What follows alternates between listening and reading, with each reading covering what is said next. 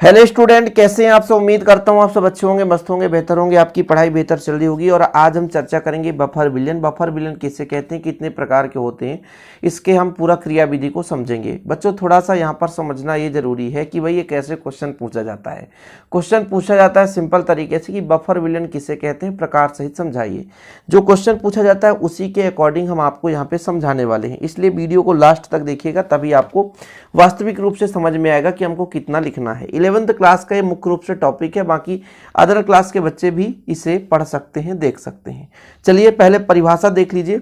Buffer विलयन वे विलयन है जिन्हें तनु करने पर या जिसमें अम्ल या क्षार की अल्प मात्रा मिला देने पर उसके पीएच में कोई परिवर्तन नहीं होता। अब विलयन है मतलब दो या दो से अधिक पदार्थ से मिलकर बना होगा। इसमें अल्प मात्रा में अम्ल मिला दें या अल्प मात्रा में क्षार मिला दें तो भी उसमें कोई परिवर्तन नहीं होता। ये चीज कहलाता है बफर विलयन। यानी दो या दो से अधिक पदार्थों का एक मिश्रण होता है। इसमें अल्प मात्रा में या तो आप क्या मिला दो, अम्ल मिला दो, या तो क्षार। तनु करने का मतलब क्या है, विलेय पदार्थ को कम करते हुए विलायक की मात्रा को बढ़ाना। ठीक है, किसी भी विलयन में हम तनु का मतलब क्या समझते हैं बच्चों। तनु का मतलब ये होता है कि विलेय की मात्रा फिक्स है, उसमें विलायक की मात्रा और मिलाते जाओ। तो या तो हो सकता है अम्ल मिला रहे हो, या तो हो सकता है क्षार मिला रहे हो।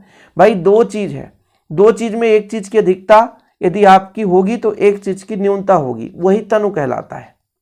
सिंपल है, जैसे एक गिलास में 10 ग्राम चीनी है, ठीक है, वहीं पे एक गिलास पानी और मिला दो तो चीनी की कमी होगी तो तनुता बढ़ेगा। तनु का मतलब विलायक की मात्रा बढ़ाना। ऐसे ही यहां पर बताया गया कि भाई अम्ल या क्षार कुछ भी मिलाएंगे, तनु करने का मतलब यही होता है कि उसमें कुछ अन्य पदार्थ मिला दें, अम्ल या क्षार, लेकिन उसके पीएच में कोई परिवर्तन ना हो, तो आपका बफर विलयन कहलाता है। ये दो प्रकार से होते हैं, एक अम्लीय बफर विलयन और एक क्षारीय बफर विलयन। पहले देखो अम्लीय बफर विलयन क्या कहलाता है। अम्लीय बफर क्या कहलाता है, दुर्बल अम्ल एवं प्रबल क्षार से बने लवण के मिश्रित विलयन होते हैं।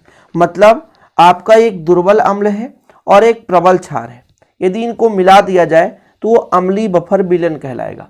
अम्लीय बफर विलयन क्यों कहा गया, क्योंकि इसमें यदि हम अम्ल मिलाएंगे तो इसके पीएच मान में कोई परिवर्तन नहीं होगा। लेकिन कब, जब इसमें दुर्बल अम्ल हो। दुर्बल अम्ल हो, क्या हो, दुर्बल अम्ल। दुर्बल अम्ल की बात यदि मैं करूं तो जैसे आपका CH3COOH हो गया, ये आपका दुर्बल अम्ल है। जब ये वियोजित होता है देखिएगा तो क्या बनाएगा, CH3COO निगेटिव और आपका H पॉजिटिव हो गया, ये वियोजित हुआ तब। दुर्बल अम्ल की बात करा हमने, है ना। अब यदि यहां पर प्रबल क्षार में ले लूं, एक प्रबल क्षार ले लो तो सोडियम एसीटेट ले लो, CH3COONA। अब ये हो गया सोडियम का लवण।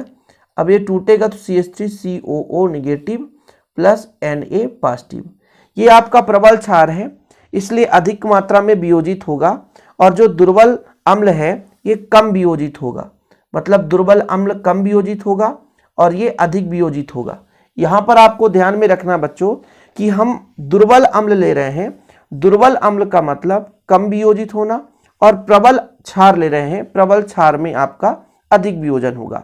जैसे हमने कहा एस्टिक अम्ल, ये आपका एस्टिक अम्ल है, CH3COOH, CH3COOH एस्टिक अम्ल है, और ये आपका सोडियम एसीटेट है।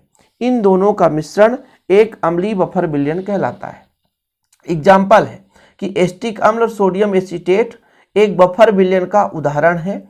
अब इसमें हम अल्प मात्रा में यदि अम्ल मिला भी दें, इसमें यदि अल्प मात्रा में अम्ल मिला भी दें तो कोई परिवर्तन नहीं होगा, इसलिए इसे अम्लीय बफर विलयन कहा जाता है। अब यदि मैं आपसे कह दूं कि क्षारीय बफर विलयन, अब देखो इसमें अपोजिट है। क्षारीय बफर विलयन में दुर्बल क्षार है और प्रबल अम्ल मिलाते हैं, एक दूसरे का अपोजिट है, तो जो बनने वाला एक नया बफर है वो क्षारीय बफर विलयन कहलाएगा। जैसे यहाँ पर अमोनियम हाइड्रोक्साइड, अमोनियम हाइड्रोक्साइड मतलब NH4OH, अमोनियम हाइड्रोक्साइड NH4OH, इसमें एक अपोजिट है, ये आपका क्या है, दुर्बल क्षार है, ठीक है। और यहाँ पर प्रबल अम्ल अमोनियम क्लोराइड मिला दिया जाए, जब ये टूटेगा बच्चों तो क्या बनाएगा, NH4 पॉजिटिव और Cl निगेटिव बनाएगा। और जब इसमें इसको तोड़ेंगे, अच्छा OH निगेटिव है ना, OH निगेटिव, इसमें NH4 पॉजिटिव और Cl निगेटिव बनाएगा। इस प्रकार ये टूटते हैं। अब जो आपका दुर्बल क्षार है ये कम मात्रा में वियोजित होगा, है ना, और ये अधिक मात्रा में वियोजित होगा।